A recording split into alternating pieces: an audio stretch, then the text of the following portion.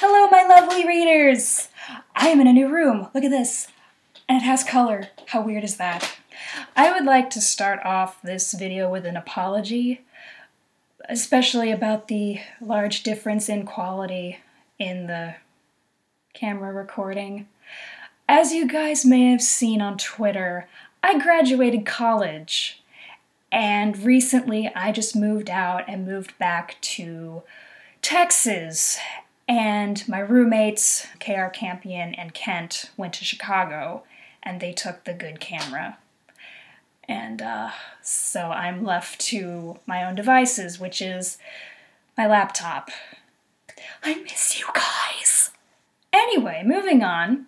Welcome to the next informational vlog for Drama and Simplicity and Regrets of Tyler Park. This topic, which is controversial and potentially long, about the K-pop industry. How that's normally done is that talent agencies, the main three being SM, YG, and JYP, and of course there are a million other smaller ones, will hold auditions for new talent. And so they'll pick up an X amount of kids between the ages 9 and 18 usually, and they'll train them for about 5 years in singing, dancing, image control, and generally how to be very good looking. And during those 5 years, they invest a very large amount of money in them, which they will eventually have to pay off. And they would pay this off usually just, by making money by doing music and doing concerts and stuff. But it's not as simple as just all the profits they make will go to paying off their debt, because there's debt always being added to that amount for new concepts, new training, allowances, promotional activities, room and board, and paying the agency workers' salaries. So it takes them a very long time before they'll actually start seeing income. And even then, it might not even be a lot.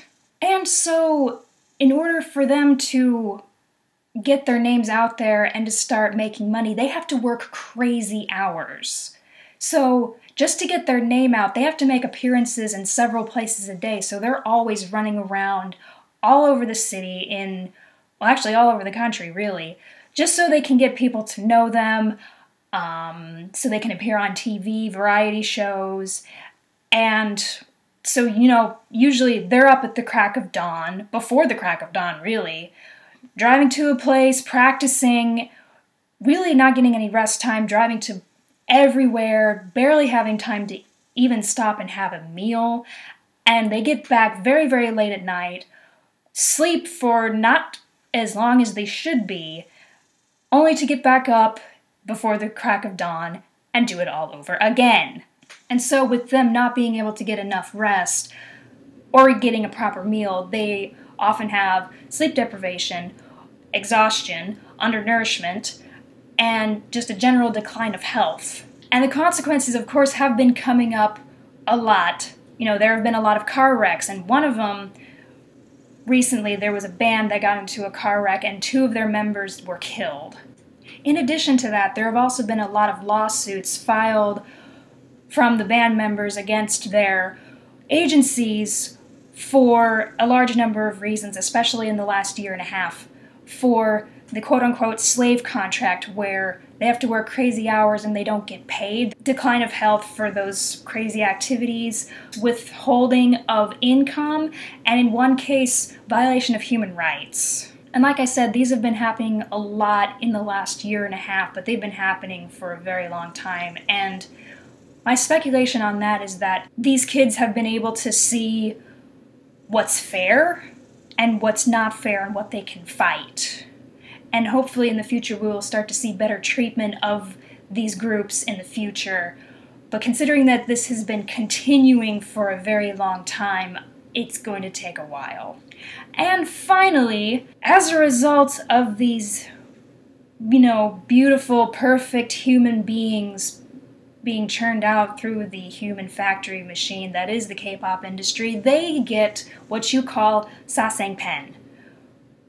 Or, rough translation of that, crazy stalker fans. There are fans that will literally go out of their way just to get a glimpse of these people. They also can't really have love lives because They have this notion that these idols belong to all of them, to everybody. So there can't be one specific person that can have these idols all to themselves. And the way this applies to drama and simplicity, because I don't think I explained this very well in the last chapter, the reason that Dana and Jisoo keep their relationship private for so long is because Jisoo's stalker fans find out that she's dating him.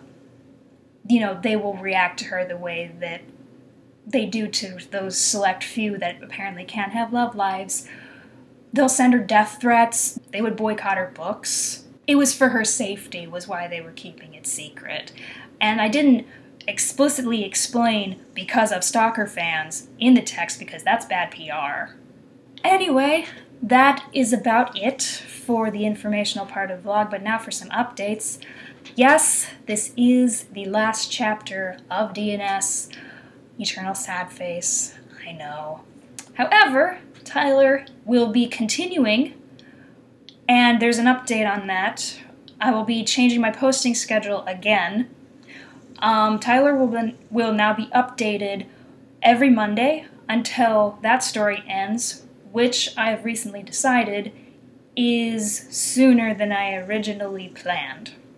I don't know exactly when, in terms of chapters, but you will know that when you need to know. Thank you guys so much for watching. As usual, like, favorite, subscribe, leave me comments, give me plus votes, ask me questions. In fact, yeah, I don't really have a topic for the next vlog, so I could do a Q&A, but you guys need to ask me questions. Please ask me questions. That can be a large range of topics. It can be about the stories, it can be about a topic that you want more information on, or if you guys want, you guys can ask me that one scary question of what are my plans for the future now that I'm graduated.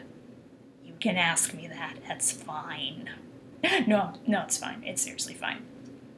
So, yes, ask me questions. You can ask them in the Kpop comments or on Twitter. In fact, put up the hashtag drama Q&A. Yeah, drama Q&A. That's cool. So I can find them. All right, thank you guys. Bye-bye.